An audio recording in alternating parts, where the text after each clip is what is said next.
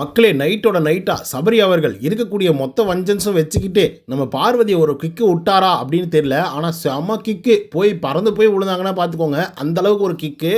இன்னொரு பக்கம் விஜய் சேதுபதி என்னப்பா நம்மளை பேசவே விட மாட்டேங்கிறாரு, நானே வந்து டெக்கோரை வந்து மெயின்டைன் பண்ணவே விட மாட்டேங்கிறாங்க அப்படின்னு தான் நான் சொல்ல வரேன், ஆனால் அவர் விடவே மாட்டேங்கிறாரு அப்படின்னு சொல்லி வினோத் ஒரு பக்கம் வந்து புலம்பிட்டு இருக்காப்புல.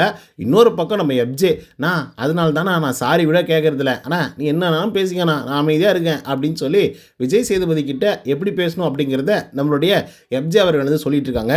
ஸோ இந்த மாதிரி நைட்டோட நைட்டாக ஏகப்பட்ட சம்பவங்கள்லாம் நடந்திருக்கு. அதெல்லாம் என்ன அப்படிங்கிறத பற்றி இந்த வீடியோவில் பார்க்கலாம். ஸோ அதுக்கு முன்னாடி சப்ஸ்கிரைப் பண்ணாங்க, சப்ஸ்கிரைப் பண்ணிச்சுக்கோங்க. பக்கத்தில் ஒரு பெல் ஐக்கான் இருக்கும், அதையும் ப்ரெஸ் பண்ணி ஹாலில் போட்டுக்கோங்க. அப்போ தான் நாங்கள் அப்டேட் பண்ணுற ஒவ்வொரு வருஷமும் உங்களுக்கு நோட்டிஃபிகேஷனாக வந்து சேரும். அதை தாண்டி இந்த வீடியோக்கு குறைஞ்சபட்சம் ஒரு 1000 லைக்கான எதிர்பார்க்குறோம். ஸோ லைக்கை போடுங்க, வீடியோ பாருங்கள், வாங்க இந்த வீடியோக்குள்ள வந்து போகலாம்.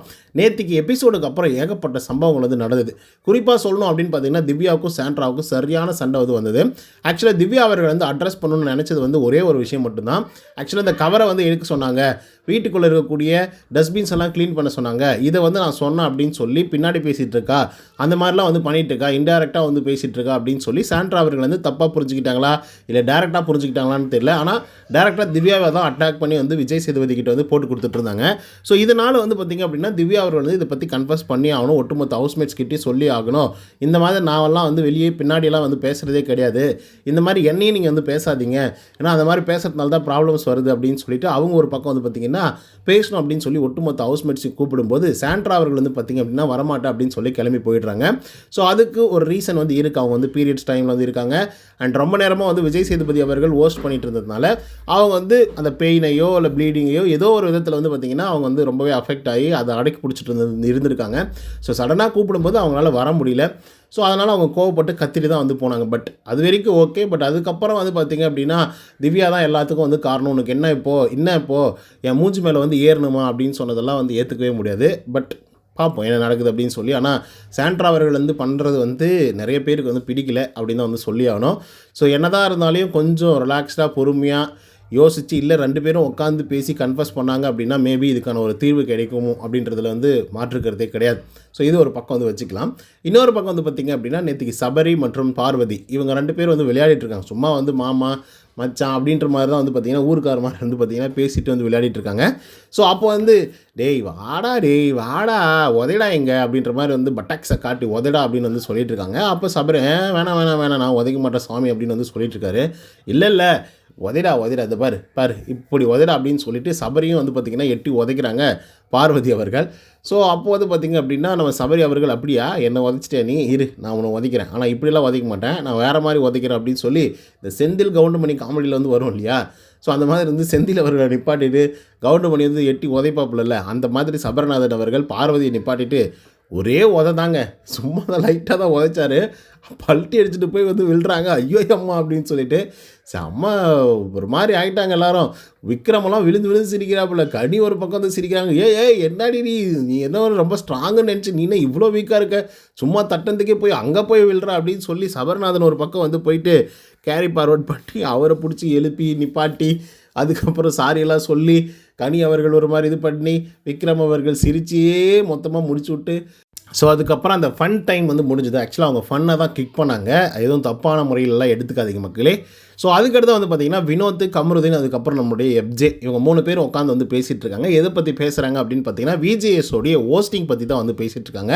ரியலாகவே நிறைய பேர் வந்து டிசப்பாயின்மெண்ட்டு தான் ஆயிருப்பாங்க விஜேஎஸோடைய ஹோஸ்டிங்கில். நிறைய இடங்களில் வந்து கரெக்டான கருத்துக்களை சொல்லி கரெக்டான விஷயங்களை சொல்லி அவங்கள வந்து ரோஸ்ட் பண்ணுறாங்க அப்படின்றதில் கூட நம்ம வந்து கரெக்டாக பாராட்டலாம் விஜய் சேதுபதியை. பட் சில நேரங்களில் வந்து சுத்தமாக பேசவே விடாமல் வந்து பண்ணுறாருல. ஸோ அந்த ஒரு இடத்துல வந்து பார்த்திங்க அப்படின்னா அவங்க என்ன கருத்துக்கள் சொல்ல வராங்க, அவங்க என்ன நிலைமையில் வந்து இருக்காங்க, அவங்க என்னவா நினச்சாங்க அப்படின்றத வந்து நம்மளால் சொல்ல முடியாது, அவங்க தான் அதை வந்து சொல்லணும். ஓகே, இப்போ ஒரு இன்சிடெண்ட் வந்து நடக்குது, அதுக்கு வந்து ஒரு தீர்வை சொல்கிறதுக்கு முன்னாடி பிரச்சனை எங்கேருந்து ஆரம்பிச்சது, யாரால் ஆரம்பிச்சது, அதை எப்படி வந்து மற்றவங்க அணுகுனாங்க, அதை எப்படி மற்றவங்க பயன்படுத்திக்கிட்டாங்க, அதை எப்படி வந்து அந்த பிரச்சனை வந்து பெருசாக மாறுச்சு அப்படின்றதெல்லாம் எல்லாரும் சொல்லிக்கிட்டு வந்ததுக்கப்புறம் தான் அதுக்கு வந்து இந்த பிரச்சனை இங்கெங்கே வந்து நடந்தது, இது நீங்கள் அப்படி பேசிடக்கூடாது, நீங்கள் அதை அப்படி பண்ணிக்கூடாது அப்படின்னு சொல்லி விஜய் சேதுபதி அவர்கள் வந்து எப்பயுமே சொல்லுவார். இதுதான் வந்து வழக்கம். ஆனால் நம்ம விஜய் சேதுபதி அவர்கள் வந்து பார்த்திங்கன்னா வினோத் அவர்களை சுத்தமாக பேசவே விடல அப்படின்னு சொல்லி அவர் ஒரு பெரிய கம்ப்ளைண்ட் வந்து கொடுத்துட்ருக்காப்புல. டெக்கோரம் மெயின்டைன் பண்ணல அப்படின்னு சொல்லி என்ன வந்து கேட்குறாரு. இப்போ நான் அதுக்கு ஆன்சர் சொல்ல வந்தால் அவர் சொல்லவே விட மாட்டேங்கிறாரு. ஆக்சுவலாக டெக்கோரம் என்னை மெயின்டைன் பண்ணவே விடலை அப்படின்றதுக்காக தான் நானே வந்து சொல்ல வந்துட்டு இருந்தேன். ஆனால் அவர் வந்து பார்த்திங்கன்னா சொல்லவே விடலை. 1 2வது வந்து பார்த்திங்க அப்படின்னா, இன்றைக்கி ஒரு ஆளை வந்து டார்கெட் பண்ணணும் அப்படின்னு நினைக்கிறாரு அப்படின்னு வச்சுக்கோங்களேன். இல்லை இன்றைக்கி ஒரு ஆளை வந்து வறுத்தெடுக்கணும் அப்படின்னு சொல்லி நினச்சிட்டாருன்னா, அவங்க என்ன சொன்னாலும் என்ன பண்ணணும்னு நினச்சாலும் அமைதியாகவே தான் வந்து இருக்க சொல்கிறத தவிர பேசவே வந்து விட மாட்டேங்கிறாரு. அமைதியாக இருங்க, எங்களுக்கு தெரியும், நீங்கள் அமைதியாக இருங்க அப்படின்ற மாதிரி தான் வந்து சொல்லிட்டு இருக்காரு. ஸோ இப்படி சொல்லும்போது நம்ம என்ன பண்ண முடியும் அப்படிங்கிற மாதிரி வந்து வினோத் அவர்கள் வந்து சொல்கிறாங்க. ஸோ இதுக்கு எப்ஜே இருக்கான்ல, அவன் வந்து பார்த்திங்க அப்படின்னா, ஆமாண்ணா அப்படி தானே பண்ணின்னுக்கிறாரு, என்ன பண்ணுறதுன்னு தெரியல, இருந்தாலும் நம்ம வந்து அவர் ஒரு ஹோஸ்ட் அப்படிங்கிறதுனால கண்டிப்பாக ரெஸ்பெக்ட் பண்ணி தானே ஆகணும். இப்போ என்னுடைய பிரச்சனையை கூட எடுத்துக்கோங்க, நிறைய இடங்கள்ல நான் என்னை வந்து ரோஸ்ட் பண்ணுறாரு, இருந்தாலும் நான் அதெல்லாம் ஏற்றுக்கிறேன். 1 2வது வந்து அவர்கிட்ட நான் சாரி கூட சொல்ல மாட்டேன் நான் இப்போல்லாம். ஏன்னா சாரி சொன்னால் கூட வந்து சாரி சொல்கிறதுக்காக சொல்லலை எப்ஜே அப்படின்ற மாதிரி வந்து சொல்லிடுவார். ஸோ அதனால் நான் வந்து சாரி சொல்ல மாட்டேன். ஸோ அப்படி தான் வந்து பார்த்திங்கன்னா நான்லாம் எல்லாத்தையும் கடந்து போயிட்டுருக்கேன் அப்படின்ற மாதிரி அவர் வந்து ஒரு பக்கம் வந்து சொல்லிட்டுருக்காரு. ஸோ இந்த மாதிரி ஹோஸ்ட்டை பற்றின காரணங்களும் ஹோஸ்ட்டை பற்றின தவறான ஒரு இன்ஃபர்மேஷன்ஸும் வந்து பார்த்திங்க அப்படின்னா இவங்க 2 பேருமே உள்ளர உட்காந்துக்கிட்டு வந்து பேசிகிட்டு இருக்காங்க. ரியலாக அது வந்து பார்த்திங்க அப்படின்னா அப்போஸ் பண்ணக்கூடிய சில விஷயங்கள். எதுக்காக சொல்கிறோம் அப்படின்னா, ஒரு பிரச்சனை வந்து பேசி முடிக்கப்பட்டது அப்படின்னா அதை பற்றி பேசக்கூடாது. அதுதான் வந்து பிக் பாஸ் உடைய விதிமுறைகளில் 1. விதிமுறைகள் சொல்லாத விதிமுறைகள் அப்படின்னு வந்து சொல்லலாம். ஸோ ஹோஸ்ட்டையே நீங்கள் கம்ப்ளைண்ட் பண்ணுறீங்க, இது பண்ணுறீங்க அப்படின்னா, அப்போது அந்த இடத்துல உங்களுடைய தவறுகள் வந்து இருக்குது. அந்த இது வந்து நீங்கள் பண்ணக்கூடாது அப்படின்றது தான் என்னுடைய கருத்துக்களும் கூட. அண்ட் இன்னொரு முக்கியமான விஷயம் என்ன அப்படின்னா, நாங்கள்லாம் பார்த்துட்டு தான் வந்துட்ருக்கோம் அப்படின்றத அப்பப்போ அவர் மென்ஷன் பண்ணுறார். நீங்கள் என்ன பண்ணீங்க, நீங்கள் ஏது செஞ்சீங்க அப்படின்றத நாங்கள்லாம் பார்த்துட்டு தானே வந்துட்டுருக்கோம். ஸோ அப்படி இருக்கும்போது நீங்கள் எக்ஸ்ப்ளனேஷன் கொடுக்க வேண்டிய அவசியம் இல்லை, நீங்கள் ஒரு கோணத்தில் கொடுக்க வேண்டிய அவசியம் இல்லை. ஆக்சுவலாக அங்கே நடந்தது தானே, நீங்கள் ஏன் இந்த மாதிரி பண்ண மாட்டேங்கிறீங்க அப்படின்றது தான் அவருடைய கேள்வியாகவும் வந்து இருந்துகிட்ருக்கு.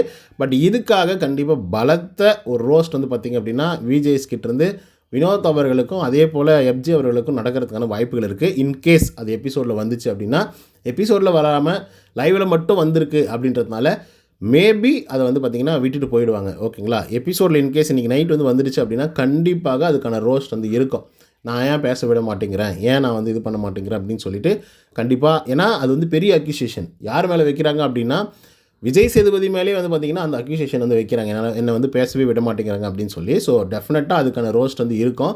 ஆனால் எபிசோடில் வரணும். ஏன்னா அவர் எபிசோட் மட்டும் தான் பார்ப்பார், லைவ் எல்லாம் பார்த்துட்டு இருக்க மாட்டார். ஓகேங்களா? நம்ம பார்த்துட்ருக்கிற மாதிரி. ஸோ எபிசோடில் என்னென்ன விஷயங்கள் வந்து வந்திருக்கோ அதை பற்றி மட்டும் தான் அட்ரஸ் பண்ணுவாங்க. அதில் நடக்கக்கூடிய பிரச்சனைகளை பற்றி மட்டும் தான் அட்ரஸ் பண்ணுவாங்க. இப்போ நீங்களே கூட வந்து நிறைய இடங்களில் வந்து யோசிப்பீங்க, லைவில் இதெல்லாம் வந்துச்சேப்பா, இதெல்லாம் நம்ம வந்து பார்த்தோமேப்பா, இதெல்லாம் பெரிய இஷ்யூ ஆச்சேப்பா, இதை பற்றி ஏன் அவர் பேசவே இல்லை, ஏன் கண்டுக்காமல் போயிட்டார் அப்படின்னு சொல்லி நீங்கள் யோசிப்பீங்க. லைவில் வந்திருக்கும், ஆனால் அது எபிசோடில் வந்திருக்காது. ஸோ அதனால் வந்து பார்த்திங்க அப்படின்னா அதை ஸ்கிப் பண்ணிவிடுவாங்க. ஸ்கிரிப்ட் எழுதும்போதே வந்து ஸ்கிப் பண்ணிவிடுவாங்க. எடிட்டர்ஸும் வந்து பார்த்திங்கன்னா அசால்ட்டாக தூக்கிடுவாங்க. ஓகேவா? ஸோ இப்படி தான் வந்து நடக்கும். ஸோ இந்த கானா வினோத் மற்றும் எப்ஜேவுடைய கருத்தை பற்றின உங்களோட கருத்துக்கள் என்ன அப்படிங்கிறத கமெண்ட்ஸில் வந்து பதிவு பண்ணுங்கள். இந்த வீடியோ உங்களுக்கு வந்து பிடிச்சிருந்தா லைக் அண்ட் சப்ஸ்கிரைப் பண்ண மறந்துடாதீங்க. இன்னொரு தவணை சந்திக்கிறேன். Until then bye from Uday. நன்றி, வணக்கம்.